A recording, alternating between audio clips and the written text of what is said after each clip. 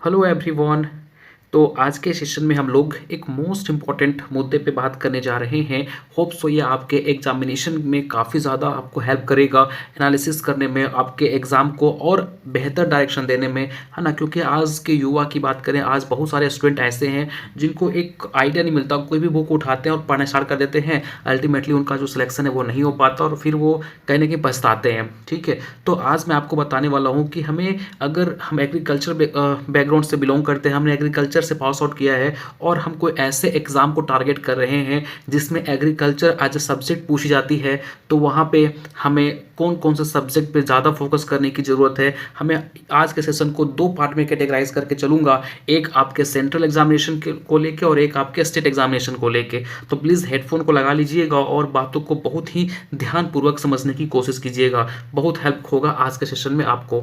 ठीक है, अगर हम बात करें तो देखो फ्रेंड्स, आपको जो स्क्रीन पे दिखाई पड़ रहा है ना, इतने सारे सब्जेक्ट जो हैं वो आपको एग्रीकल्चर में फोकस करने होते हैं अगर आपको एग्जामिनेशन जो है वो क्रैक करनी है। ठीक है, तो हम सबसे पहले बात कर लेते हैं आपके स्टेट एग्जामिनेशन में क्या पूछा जाता है। ठीक है, अगर हम स्टेट एग्जामिनेशन की बात करें तो आपको पता है स्टेट एग्जामिनेशन जो है वो आज भी आपके पुराने पैटर्न को फॉलो करते हैं।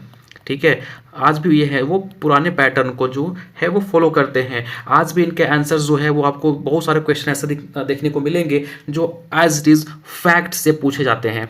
ठीक है, मतलब क्योंकि आपके पास ऐसा बुक है जो फैक्चुअल डेटा को लेके चल रहा है, तो आज भी जो हमारे स्टेट एग्जाम होते हैं वो क्वेश्चन यहीं से फ्रेम करते हैं, as it is one liner के फॉर्म में आपको देखने को मिलेगा। ठीक है, और अगर हम इनको क्रैक करना चाहते हैं, जैसे स्टेट में आपके बहुत सारे वैकेंसीज आती हैं, जैसे एडीओ आता है, डबल एओ आता है, इसके अलावा आपका देखेंगे तो फिल्म में आपका बीएओ आता है। ठीक है, लॉट्स ऑफ वैकेंसी आपको देखने को मिलती है, आपको बीएचओ देखने को मिलेगा। ठीक है, तो ये सारे जो वैकेंसी होती हैं वो कहीं ना कहीं आप देखेंगे तो एग्रीकल्चर में जो है वो इनमें पूछा जाता है। ठीक है, तो मैं बता रहा था कि अगर हम बात करें कि भैया यहाँ पे देखेंगे तो स्टेट एग्जामिनेशन में, एक तो इनको अगर आप देखेंगे तो सबसे पहली बात कि इनमें जो है वो आज भी पैटर्न हमारे पुराने फॉलो ही करते आ रहे हैं, है ना। इनके क्वेश्चन आज भी वही क्वेश्चन मिलेंगे जो कि आपका फैक्चुअल डेटा से डायरेक्ट आता है। ठीक है, इनके अलावा आज मैं आपको बताने वाला हूँ कि इनके लिए कौन सा बेस्ट बुक हो सकता है आपके लिए। ठीक है, तो अगर आपके पास एक बुक जो कि काफ़ी ज़्यादा लोग पढ़ते हैं स्टेट एग्जामिनेशन के लिए, इनफैक्ट अगर स्टेट में कोई इंट्रेंस एग्जाम होता है ना तो उनमें भी ये बुक काफ़ी काम आता है। वो बुक आपका है नेमराज सुंडा। नेमराज सुंडा का जो बुक है ना वो थोड़ा बहुत हेल्प करता है आपके एग्जामिनेशन में। ठीक है, आज जो बच्चे एग्जामिनेशन क्रैक किए हुए हैं स्टेट एग्जामिनेशन को, वो हो ही नहीं सकता कि इस बुक को वो नहीं पढ़े होंगे, डेफिनेटली इस बुक को वो पढ़ते हैं। ठीक है, तो स्टेट एग्जामिनेशन कहीं ना कहीं आज भी हमारा उतना डिफिकल्ट नहीं है, क्वेश्चन का लैंग्वेज भी बहुत ही सिंपल सा होता है, आराम से आप जो है वो इसको क्रैक कर सकते हैं। ठीक है, अब मैं बात करता हूँ कि भाई स्टेट एग्जामिनेशन में कौन सा सब्जेक्ट आपका ज़्यादा वेटेज का होता है और कौन सा सब्जेक्ट कम वेटेज का होता है। तो देखिए, स्टेट में आपका एग्रोनॉमी बहुत ही इंपॉर्टेंट हो जाता है, बहुत बहुत इंपॉर्टेंट।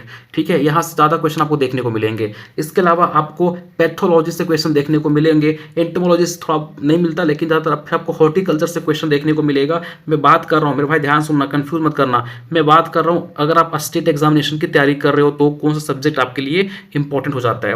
हॉर्टिकल्चर हो गया, वीट साइंस से क्वेश्चन देखने को मिलेगा, आपको जेनेटिक्स एंड प्लांट ब्रीडिंग से क्वेश्चन देखने को मिलेगा। ठीक है, सीड साइंस से आपका 1 से 2 क्वेश्चन होता है। ठीक है, एक्सटेंशन इज इंपॉर्टेंट, ये सब्जेक्ट आपका इंपॉर्टेंट हो जाता है आपके स्टेट एग्जामिनेशन के लिए। ठीक है, एक्सटेंशन से क्वेश्चन आपको जरूर देखने को मिलेगा। ठीक है, प्लांट फिजियोलॉजी भी आता है, सॉइल साइंस भी आता है। ठीक है, इसके अलावा आपको हाँ इंट्रोडक्टरी एग्रीकल्चर, जैसे बोलते हो ना बेसिक्स ऑफ एग्रीकल्चर, जहाँ पे आपका इंस्टीट्यूट कहाँ कहाँ है, कौन सा इंस्टीट्यूट कहाँ है, कौन से प्रोजेक्ट कब स्टार्ट की गई। ठीक है, तो वो इसमें आता है आपका। ठीक है, मतलब मोस्टली इंस्टीट्यूट वगैरह, और मतलब किंग ऑफ फ्रूट्स कौन सा है, किंग ऑफ वेजिटेबल कौन है, तो जो बेसिक एग्रीकल्चर होता है ना वो, तो ये सारे सब्जेक्ट जो है वो आपके स्टेट एग्जामिनेशन के लिए काफ़ी इंपॉर्टेंट हो जाते हैं और इनको आपको पढ़ के जाना ही चाहिए और इन पे आप कमांड कर लीजिए। ठीक है, तो आपका जो स्टेट एग्जाम का नैया है वो पार हो जाएगा।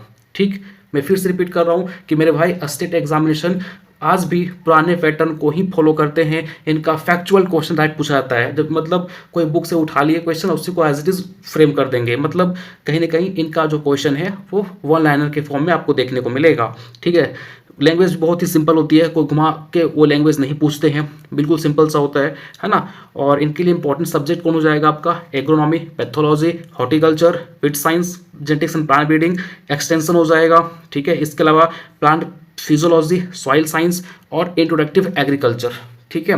तो ये सारे सब्जेक्ट, अगर आपको मेरी बातों पे यकीन नहीं हो रहा है, मैं ऐसे ही नहीं बोल रहा, मैं हरियाणा के अंदर जो एडीओ हुआ था, फिर डबल एओ हुआ है एग्ज़ाम, इसके अलावा जो बिहार में बीएओ हुआ है, बीएचओ हुआ है, आप उठा के देख लीजिए, ज़्यादातर क्वेश्चन आपको यही सारे सब्जेक्ट से देखने को मिलेंगे, है ना। तो डेफिनेटली आप अगर कोई भी स्टेट एग्जामिनेशन की वैकेंसी आपके यहाँ आई हुई है तो ये सारे सब्जेक्ट को ज़्यादा वेटेज दीजिए, ना इधर कि आप फॉरेस्ट्री पढ़ रहे हो, ये सारे पढ़ रहे हो, ठीक है।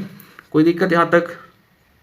चलिए अब मैं इसको इरेज करता हूँ, और अगर आपके मन में कोई डाउट होगा स्टेट एग्जामिनेशन के रिगार्डिंग तो डेफिनेटली हमारे कमेंट सेक्शन में पूछ सकते हैं। और मैं भाई फिर से रिपीट कर रहा हूँ कि किसी अच्छे इंस्टीट्यूट का आप अगर नोट्स फॉलो कर रहे हो तो बहुत ही अच्छी बात है, और अगर आप किसी भी इंस्टीट्यूट का नोट्स फॉलो नहीं कर रहे हो तो आप ये बुक जो है, ठीक है, नेम रासुंडा, डेफिनेटली इसको परचेस कर लीजिएगा, क्योंकि बहुत ही इंपॉर्टेंट सा बुक है, और यहाँ से जो स्टेट एग्ज़ाम होते हैं ना वो काफ़ी ज़्यादा काम आते हैं ये सब्जेक्ट, ठीक है। इरेज कर रहा हूँ। चलिए अब हम बात करते हैं सेंट्रल एग्जामिनेशन। अब सेंट्रल में कौन कौन सा एग्ज़ाम आ जाएगा मेरे भाई, CWC, इफ़को, नबार्ड, AFO, ठीक है। ये सारे एग्जामिनेशन जो आपके होते हैं, इनमें क्या वेटेज होता है सर, अगर मैं इनकी तैयारी कर रहा हूँ तो किस तरीके से कर सकता हूँ, और ज़्यादा क्वेश्चन क्या आपसे पूछा जाता है, ये सारे बातें जो है मैं आज बताने वाला हूँ आपको। देखो, अगर हम सेंट्रल एग्जामिनेशन को टारगेट करके चल रहे हैं, सेंट्रल एग्जामिनेशन को, ठीक है, इसमें कौन कौन सा आपका आ जाएगा, AFO, इफ़को, नबार्ड, ठीक है। इसके अलावा आपका देखेंगे तो CWC, NSC, ठीक है, FCI, ये सारे जो एग्ज़ाम होते हैं ये सेंट्रल लेवल पे होते हैं, मतलब ऑल इंडिया जो बच्चे हैं इसमें बैठते हैं, पार्टिसिपेट करते हैं और फाइनली वो एग्ज़ाम को देते हैं। अब इनमें क्या स्ट्रैटेजी होनी चाहिए सब्जेक्ट को लेके, तो देखो इनमें अगर मैं बात करूँ, ठीक है, तो इनमें क्या होता है, आपको ज़्यादा एफर्ट करने पड़ते हैं, स्मार्टली आपको यहाँ पे मेहनत करना पड़ेगा, ठीक है। देखो यहाँ पे कोई ऐसा सब्जेक्ट नहीं है जो आपको नहीं पढ़ना है, आपको सारे सब्जेक्ट पढ़ने होंगे, आपको लॉट्स ऑफ चीज़ों को देखना पड़ेगा, तब जाके जो आपके सेंट्रल एग्जामिनेशन होंगे वो क्रैक होंगे, ठीक है। अब मैं सेंट्रल एग्जामिनेशन की बात करूँ तो यहाँ पे खास बात ये है कि मेरे भाई ये जो पैटर्न है वो अब बहुत एडवांस हो चुका है। Central examination as compared to state examination थोड़ा मैं बोल सकता हूँ तो डिफिकल्टी होता है, क्योंकि यहाँ पे आपको फैक्चुअल क्वेश्चन देखने को नहीं मिलेंगे। जैसे अगर आप वहाँ पे स्टेट एग्जाम की तैयारी कर रहे हो तो वहाँ पे अगर आप एक्सटेंशन मालूम पढ़ रहे हो तो आप डाटा पढ़ लिए कि फादर ऑफ एक्सटेंशन ये होता है, तो आपका स्टेट में आ जाएगा क्वेश्चन वो कि who is the father of extension education, ठीक है, वो पूछा जाएगा एग्जाम में, आपका स्टेट एग्जाम की तैयारी कर रहे हो। लेकिन सेंट्रल एग्जामिनेशन कभी भी ये क्वेश्चन नहीं प्रीफर करेगा कि who is the father of extension education, ना के बराबर पूछता है ये सब क्वेश्चन, वो क्वेश्चन को मॉडिफाइड फॉर्म में पूछता है, जो अच्छे लेवल क्वेश्चन होते हैं उनको पूछता है। आप अगर AFO के क्वेश्चन को देखेंगे तो आपको समझ में आ जाएगा कि क्वेश्चन किस लेवल का पूछा जाता है यहाँ पे, ठीक है। तो यहाँ पे मैं आपको बोलूँगा कि जो सब्जेक्ट आपको दिखाई पड़ रहा है, agronomy, pathology, entomology, horticulture, forestry और लॉट्स ऑफ सब्जेक्ट आपको जो यहाँ पे दिखाई पड़ रहा है स्क्रीन के ऊपर, ये सारे सब्जेक्ट जो हैं वो आपके लिए इंपॉर्टेंट हो जाते हैं। सारे सब्जेक्ट आपको स्मार्टली कवर करना पड़ेगा, ठीक है। अब एक चीज़ यहाँ पे आपको और बता देना चाहता हूँ जो आपको एक तरह से हेल्प करेगा, वो बात ये है कि देखो मेरे भाई, अगर आप पहले के एग्जामिनेशन की बात करेंगे 2020 से जो पहले एग्जाम हुआ करता था, ठीक है, आप AFO की बात करें, चाहे नबार्ड की, या फिर लॉट्स ऑफ एग्जाम जो आप देख रहे हैं उनकी बात करें, तो पहले एग्रोनॉमी, ठीक है, soil science, weed science, genetics and plant breeding, ठीक है, इसके अलावा आपका सॉइल साइंस हो गया, हॉर्टिकल्चर, ठीक है, एंटोमोलॉजी, पैथोलॉजी, ये सारे सब्जेक्ट मेजर हुआ करते थे और ये सबसे ज़्यादा क्वेश्चन आपका आता था। देखेंगे आप प्रीवियस से क्वेश्चन तो आपको ज़्यादा क्वेश्चन यहाँ से देखने को मिलेंगे। आज बच्चा यही गलती करता है कि AFO की तैयारी कर रहे हैं सर, तो कहाँ से स्टार्ट करें, वो बच्चा के मन में आता है एग्रोनॉमी स्टार्ट करो, सिंपल वो क्या करेगा, स्टार्ट करेगा एग्रोनॉमी से, ठीक है, फिर वो पढ़ेगा क्या आपका सॉइल साइंस, फिर क्या पढ़ेगा हॉर्टिकल्चर, फिर क्या पढ़ेगा पैथोलॉजी। मतलब देखो ऐसा नहीं मैं बोल रहा कि यहाँ से क्वेश्चन नहीं आता है, डेफिनेटली आता है, ये मेजर सब्जेक्ट्स में आते हैं आपके, लेकिन मेरे भाई याद रखना अब क्वेश्चन थोड़ा अब जो एग्ज़ाम है वो थोड़ा एडवांस फॉर्मेट फॉलो करता है। आजकल के जो एग्जामिनेशन आप देखेंगे तो मेरे भाई अब मेजर सब्जेक्ट से क्वेश्चन आते हैं, लेकिन उतना क्वेश्चन नहीं पूछा था जितना पहले पूछा जाता था। ठीक है, तो आज मैं आपसे यही बोलूँगा, अगर आप सेंट्रल की तैयारी कर रहे हो तो स्टार्ट करो सबसे पहले माइनर सब्जेक्ट से। माइनर में क्या आ जाएगा आपका, फॉरेस्ट्री आ जाएगा, इसके अलावा आपका वीड साइंस आ जाएगा, इसके अलावा जेनेटिक्स एंड प्लांट ब्रीडिंग आ जाएगा, सीड साइंस आ जाएगा, एक्सटेंशन आ जाएगा, इसके अलावा देखेंगे तो फिशरीज आ जाएगा, एपीकल्चर आ जाएगा, है ना, आपका एग्रीकल्चर इंजीनियरिंग आ जाएगा, एनिमल हस्बेंड्री आ जाएगा। ठीक है, ये एनिमल हस्बेंड्री आ जाएगा, यहाँ से स्टार्ट करो। ठीक है, और देन आप फिर फाइनली जो आपके मेजर सब्जेक्ट है उस पर मूव करो। आप देखेंगे लास्ट ईयर तो आपका जो एनिमल हस्बेंड्री से ज़्यादा क्वेश्चन, मतलब अच्छे लेवल के 6 to 7 क्वेश्चन पूछे गए थे। तो देख पा रहे हो कि अब जो एग्जामिनेशन है वो टारगेट कर रहा है माइनर सेक्टर के ऊपर। तो आप माइनर सेक्टर जो है वो लेके चलिए, जो आपके माइनर सब्जेक्ट हैं उसको भी फॉलो करते हुए चलिए, देन आपका जो है वो सेंट्रल एग्जामिनेशन अच्छे तरीके से क्रैक हो सकता है। ठीक है, और यहाँ पे इतना सारा देखो, सेंट्रल में आप रिस्क नहीं ले सकते क्योंकि वहाँ पे भाई 0.25 से भी लोग छट जाते हैं। मतलब सोच रहे हो, क्योंकि उतने सारे बच्चे, आप सोचेंगे सीट कितना होता है भाई, अगर एफओ की ही एग्जाम्पल लेके चले तो 300 मांग के चलो सीट रहता है, बच्चे कितने होते हैं, तो भाई लाखों में बच्चे यहाँ पे एलिजिबल होते हैं, लाखों बच्चे यहाँ पे बैठते हैं इस एग्जाम के लिए। और आप सोच रहे हो आप रिस्क नहीं ले सकते कि सर हम फॉरेस्ट्री नहीं पढ़ेंगे क्योंकि हमको बहुत पसंद नहीं है, बहुत डिफिकल्ट लगता है, हम पैथोलॉजी नहीं पढ़ेंगे सर ये भी डिफिकल्ट लगता है, इतने सारे सब्जेक्ट करके हम चले जाएंगे तो हो जाएगा। भाई मेरे बात चलो, यहाँ से आप 2 क्वेश्चन छोड़ के आए, यहाँ से 2 क्वेश्चन छोड़ के आए, 4 क्वेश्चन आपका ऐसे छूट गया, तो सोच लीजिए आप कहाँ स्टैंड कर रहे हो।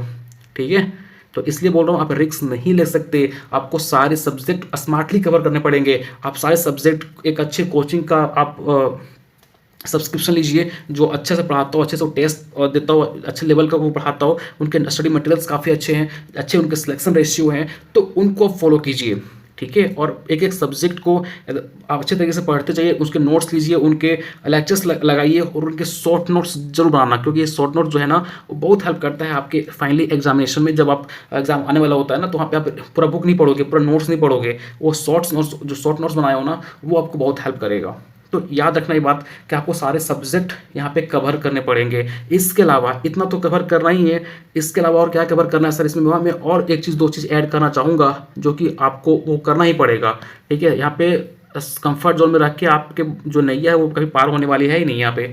ठीक है, सेंट्रल की मैं बात करूँ तो यहाँ पे याद रखना सेंट्रल में और क्या पूछा जा सकता है, तो आपका एग्रीकल्चर स्कीम इंपॉर्टेंट है।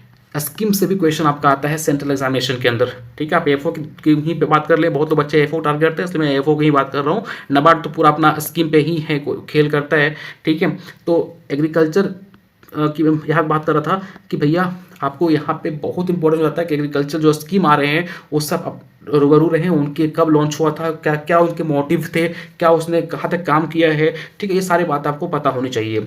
इसके अलावा एग्रीकल्चर करंट अफेयर से भी जो हमारा क्वेश्चन है वो आजकल पूछा जाता है, तो याद रखिएगा एक चीज़ें आपको कवर करनी पड़ेगी, तब जाके आपका सेंट्रल एग्जामिनेशन काफ़ी जो है वो क्लियर हो पाएगा। ठीक है, और देखो ध्यान सुनो, अब यहाँ पे भी आपको थोड़ा इसलिए बोल रहा था कि कोई ऐसा इंस्टीट्यूट के सब्सक्रिप्शन लेना जो थोड़ा बहुत मतलब अच्छे लेवल का करवाता हो, क्योंकि भाई मेरे आज इस एग्ज़ाम की बात करें तो इनका क्वेश्चन देखेंगे ना तो सिंपल नहीं पूछा जाता, सिंपल क्वेश्चन को ही ये अलग फॉर्मेट में, मतलब क्वेश्चन को घुमा कर पूछेंगे आपसे। आप जब एग्जाम में अगर आपको प्रैक्टिस नहीं रहेगा ना, और जब आप एग्जाम में जाओगे तो आपको समझ में नहीं आएगा। भाई आपको अगर उसी को आप सिंपल लैंग्वेज में क्वेश्चन लिख के दे दूँ तो आप आंसर कर दोगे, लेकिन उसी क्वेश्चन को मैं घुमा के पूछ दूँ तो आप फंस जाओगे।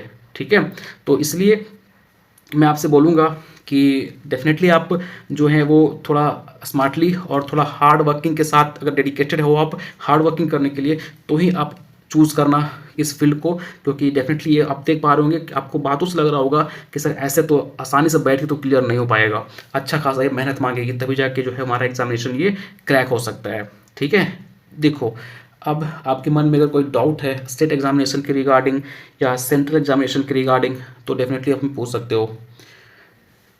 किसी का क्वेश्चन है कि सर स्टेट एग्जामिनेशन की तैयारी करना आसान है तो मैं स्टेट को ही लेके चल सकता हूँ क्या? देखो मेरी बात ध्यान सुनो, अब आपको लग रहा होगा कि सर जो मेरी बातें जो सुनी होंगी आपने, तो आपको लग रहा होगा कि सर जो हमारा सेंट्रल है डेफिनेटली वो कहीं ना कहीं डिफिकल्ट है स्टेट को क्रैक करना एज़ कम्पेयर टू ईजी है। लेकिन मेरे भाई मैं एक चीज़ आपको डेफिनेटली मतलब क्लियर कर बताना चाहता हूँ, स्टेट आज आपको पता ही है कि सारे स्टेट का क्या हाल है। रिसेंट अब मैं झारखंड की बात करूँ तो यहाँ पे बीओ का पेपर होने वाला था, इन्होंने क्या किया, एक तो ये 2023 की वैकेंसी थी, आप खुद सोचो 2023 की वैकेंसी थी, कब एग्ज़ाम लिया दो एग्ज़ाम लिया भी नहीं है अभी तक। 2025 के अक्टूबर में ये दावा करते हैं कि हम एग्ज़ाम लेंगे, बट फिर एग्ज़ाम के एक दिन पहले ये एग्ज़ाम को पोस्टपोन कर देते हैं। बहुत सारे ऐसे स्टेट हैं जहाँ पे आपको एग्ज़ाम ले लिया है तो रिजल्ट 2 साल बाद देंगे, एग्ज़ाम ले लिया तो आधा स्टेट इनका बिक जाएगा, कभी क्वेश्चन लीक की मामला सामने आ जाती है। तो कहीं ना कहीं आप देखेंगे कि जो स्टेट है वो उतना फेयर नहीं है। अगर आप स्टेट के भरोसे बैठे रहोगे, अगर आप स्टेट को टारगेट करने लगोगे, तो आपका पता चलेगा कि एज ख़त्म हो गया और नौकरी का आता पता नहीं है। ठीक है, मैं ये नहीं बोल रहा कि आप इसको टारगेट मत करो, डेफिनेटली आप कोई अच्छा सा एक गोल बनाओ जिसकी जो वैकेंसी है वो रेगुलर आती है। आप एएफओ को, नाबार्ड को, जो ऐसे एग्जाम है जिनकी वैकेंसी अच्छी खासी आती है और रेगुलर आती है, ठीक है, उनको टारगेट में रखो और उनके पैरेलली, क्योंकि आप एग्रीकल्चर यहाँ भी पढ़ोगे, यहाँ भी एग्रीकल्चर पढ़ोगे, ठीक है, तो उनकी पैरेलली अगर कोई वैकेंसी आती है आपके स्टेट के अंदर, तो फिर आप फिर उनको भी जो है वो लेके चलो। ठीक है, ये तरीका स्मार्ट ये बोल सकते हो, क्योंकि अगर आप स्टेट पे पूरी तरीके से डिपेंड नहीं रह सकते आप। ठीक है, बहुत दिक्कत होगा आपको फिर अगेन। ठीक है, इतनी बातें समझ में आ गई आपको? चलिए, और कोई डाउट? सर बेस्ट इंस्टीट्यूट कौन सा है सेंट्रल एग्जामिनेशन के लिए? देखो, अगर मैं इंस्टीट्यूट की बात करूँ, ऑनलाइन क्लासेस की बात करूँ, ठीक है, तो 2-3 इंस्टीट्यूट में मेरे को जो पर्सनली है वो अच्छा लगता है, जहाँ का मैं भी शायद बोल सकता हूँ कि स्टडी मटेरियल में यूज़ किया हूँ, मैंने पढ़ा है उनके स्टडी मटेरियल को अपने कॉलेज के टाइम पे, अपने जब मैं तैयारी कर रहा था उस टाइम पे मैंने पढ़ा था। ठीक है, तो वो आपका इंस्टीट्यूट है। देखो भाई जो है वो है क्लियर कट, मैं आपको घुमाना नहीं चाहता कि भैया मैं मैंने उससे उनसे को पैसे लिए हैं मार्केटिंग करने के लिए। सिंपल बताना चाहूँगा, एग्री कोचिंग चंडीगढ़ जो है, ठीक है, एग्री कोचिंग चंडीगढ़ जो है वो मेरे को जो है वो काफ़ी लिटरली काफ़ी अच्छा लगता है। इनके जो लेक्चर्स होते हैं, इनके जो टेस्ट होते हैं, इनके जो स्टडी मटेरियल होते हैं, ठीक है, आपको काफ़ी अच्छा मिलेगा, आपको हर लेक्चर के साथ क्वेश्चन भी मिलेंगे, तो कहीं ना कहीं वो जो है वो बेटर होता है, आपको अच्छा लगेगा। ठीक है, इसके अलावा आप दूसरा तो मैं प्रीफर नहीं करूँगा, आपको यहाँ पे सफिशिएंट मिल जाएगा। ठीक है, आपको पता है मेरे भाई, हर चीज़ कोचिंग ही नहीं कर देती है ना, आपको भी स्ट्रगल करना पड़ेगा, आपको भी हाथ पैर मारना पड़ेगा। तो सेल्फ स्टडी ही सबसे महत्वपूर्ण होता है। सेल्फ कोई भी कोचिंग ये दावा नहीं कर सकता कि मैं इनका सिलेक्शन में ही करा दिया हूँ, भैया बच्चे ही नहीं पढ़ेंगे तो आप क्या सिलेक्शन कराओगे। ठीक है, इसलिए बोल रहा हूँ कि सबसे पहले आप में जो होना चाहिए, आप में पढ़ने की क्षमता होनी चाहिए। कोचिंग सिर्फ आपको एक प्लेटफॉर्म प्रोवाइड करते हैं मेरे भाई। ठीक है, कोचिंग क्या करेंगे, सिर्फ प्लेटफॉर्म प्रोवाइड कर देंगे कि आपको चलना इस तरीके से है, बाकी करना तो आप ही को है। तो सेल्फ स्टडी को सबसे सामने रखिए। कोई एक इंस्टीट्यूट जो आपको अच्छा लगता है, जिनके फैकल्टीज आपको समझ में आती हैं, वो आप उसको रख लीजिए एज ए प्रेफरेंस। ठीक है, क्लियर हो गया? चलिए, और कोई डाउट?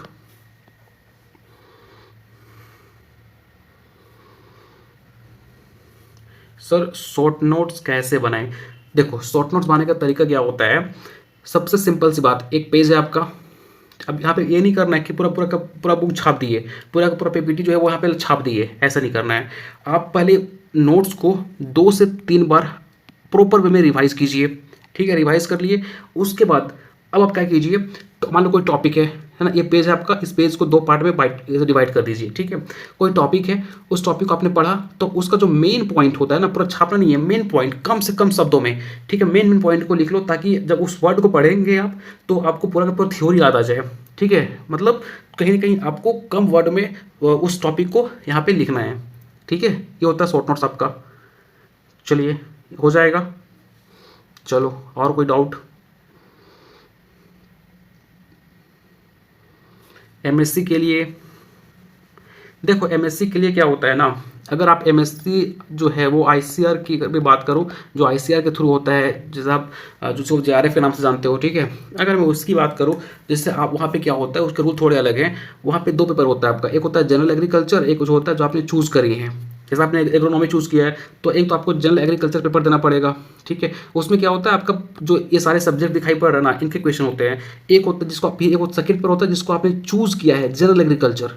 ठीक है, तो इसमें क्या होता है कि जैसे किसी का मन है हमको हॉर्टिकल्चर से करना है, किसी का मन कर रहा है कि हमें पैथोलॉजी से करना है, किसी का मन करता है हमें एग्रोनॉमी से करना है, तो एग्रोनॉमी को से जो क्वेश्चन है वो पूछे जाएंगे। अब यहाँ पे आपको एग्रोनॉमी बहुत डेप्थ में पढ़ना पड़ेगा।